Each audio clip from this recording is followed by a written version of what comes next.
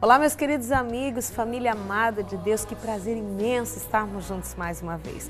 Como é bom nós colocarmos o nosso coração em quem realmente nos dá a vida, porque esse coração que pulsa no teu peito, ele está pulsando porque o Senhor não determinou o fim de todas as coisas. E é Ele quem vai dar a palavra final. E hoje no quadro Se Fosse Você, nós vamos ver uma história linda, uma história de superação, uma história de construção e de obediência ao Senhor, porque os percalços da vida vão gerando o propósito de Deus no nosso coração. E nós vamos conversar com Anderson Oliveira e ele vai contar para nós aquilo que Deus fez na sua vida. Você que quer conversar com a gente, mande o seu e-mail para o devocionalintimidade@tvmca.com.br. E também ali no Facebook nós temos duas páginas, facebook.com/programa Devocional Intimidade. Também a nossa página de frases, facebook.com/frases devocional. Meus queridos, vamos ouvir aquilo que Deus tem para nós, porque cada testemunho, ele edifica, ele direciona muitas vezes e ele nos diz, ainda tem jeito. Esse é o nosso quadro, E Se Fosse Você.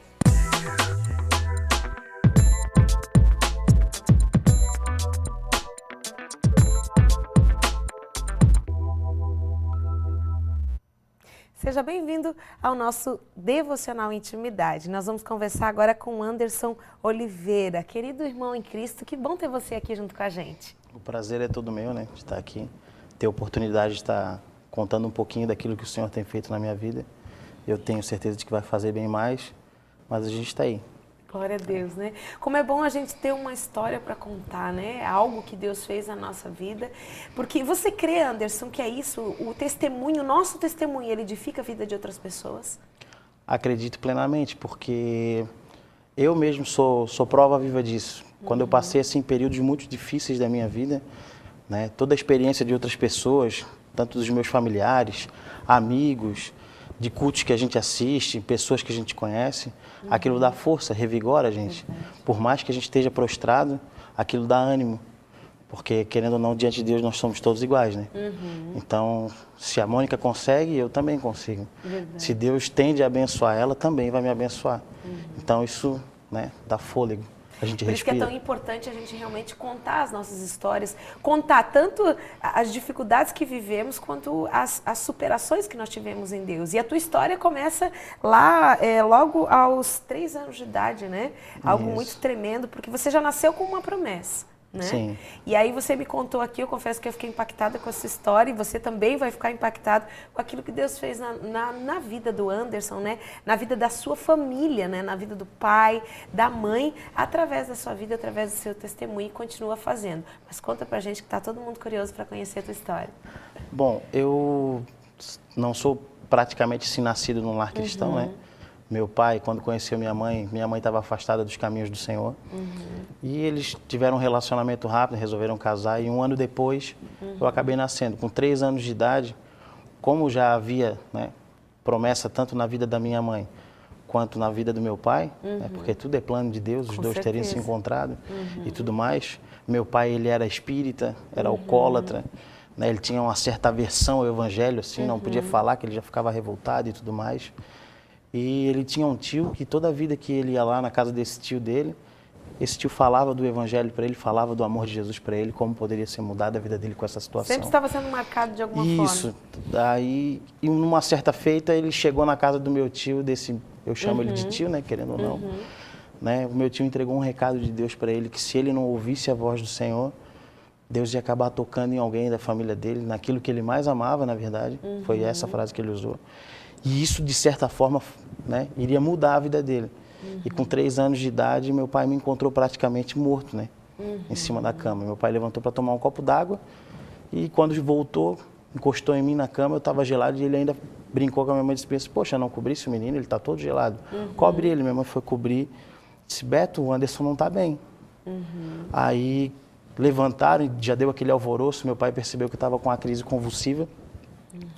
Cerrei os dentes, já não respirava mais. Aí o meu pai já começou a se sentir acuado nessa situação, ele fala até hoje isso. Correu para minha avó, que a minha avó na época ela benzia, fazia simpatia, essas coisas assim. Hoje ela já dorme no Senhor. Mas ela correu, viu como é que eu estava e disse para o meu pai, olha, infelizmente, é porque é teu filho, meu neto, que eu vou tentar fazer alguma coisa. Naquele momento ali, meu pai já se viu desesperado e, num certo momento, ele diz que está indo de encontro ao meu avô para ver se consegue ajuda no colégio onde meu avô trabalhava. E Deus fala com ele nesse momento. Ele diz que, nitidamente, ele ouve a voz bem assim: eu avisei que ia tocar naquilo que tu mais ama. E o interessante é que teu pai, ele não servia o Senhor nessa época. Não. E a gente vê que muitas vezes Deus, para cumprir os seus propósitos, ele não precisa que você esteja, depois você vem congregar, vem estar na igreja, mas o resgate do Senhor, porque Deus, na verdade, não estava resgatando só a vida do seu pai, era todo o ministério que tinha por trás disso, né, Anderson? Todo um plano. E com essa situação, né, meu pai ainda diz que nessa hora ele se dobra, né, aceita Jesus Cristo como Salvador. Quando ele volta com meu avô, eu já estou no colo da minha mãe brincando. E dali para frente começa o processo, né, da minha família sendo restaurada pelo Senhor, e com isso a construção do meu ministério. Né, com 6 anos de idade eu recebo de Deus o dom do louvor, né, que a gente desempenha até hoje, pela misericórdia do Senhor. Né, meu pai foi totalmente liberto, serve a Jesus até hoje, minha mãe também, meus irmãos. Né, e a gente vem crescendo, construindo esse ministério diante do Senhor, né, que não é fácil, mas não importa o quanto eu faça, eu nunca vou conseguir ser totalmente grato por tudo que Ele me fez até agora. E esse cuidado de Deus, quando Ele tem um propósito na nossa vida, automaticamente, algumas situações nós geramos. Né? Mas muitas o próprio Deus gera para que a gente possa amadurecer e para viver o propósito dele, né? E você viveu um período fora dos caminhos do Senhor, mas com 15 anos você passou por mais uma fase difícil que poderia, né, entre aspas, vamos colocar assim, ter colocado um fim nesse plano de Deus, mas foi mais um trabalhar de Deus. O que aconteceu contigo com 15 anos de idade? A gente, quando a gente é marcado pelo Senhor, não adianta a gente correr. Verdade. Né? E com 15 anos de idade, assim, eu comecei a querer parar, sabe? Parar de louvar, de tocar na igreja. Porque nessa época você estava ativamente no ministério, né? Exercendo aquilo diretamente. Que Deus te deu. Quase todos os dias na igreja, envolvido com um grupo de jovens, né? Envolvido com um grupo de oração, envolvido com meu pai, porque meu pai, no caso, cuidava de uma congregação. Estava praticamente todos os dias. Aí, né, chega um tempo que, se a gente der brecha, Verdade. é importante a gente falar sobre isso, o adversário, ele sabe onde ele vai colocar. Eu costumo dizer, quando a gente ministra, a cunha dele. Ele acha a rachadura no nosso muro e coloca uma cunha, e devagarinho ele abre espaço. Devagar vai reconhecendo ele abre espaço. A fragilidade, e nela ele vai sutilmente entrando, né? Aí é onde tu começa a ter olhares para as coisas do mundo, e o mundo começa a ser mais atraente do que a casa do Senhor. Com certeza. E isso começou a acontecer comigo. Eu resolvi, assim, vou dar um tempo de tudo, sabe? Aí, nisso, eu fui acometido de uma enfermidade. Né? E comecei a passar um pedaço muito difícil da minha vida.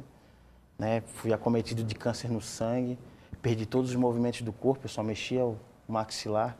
Meu pai me levava no banheiro, me dava banho, me trocava. Eu fiquei 1 mês internado no antigo Menino Jesus, que agora é o Hospital Pequeno Anjo. O doutor Geraldo me cuidou todo esse tempo, até que um dia ele foi num domingo, coisa que os médicos não fazem, e a gente, minha mãe orando, meu pai, tudo. Só que eu não queria voltar a fazer o que eu fazia.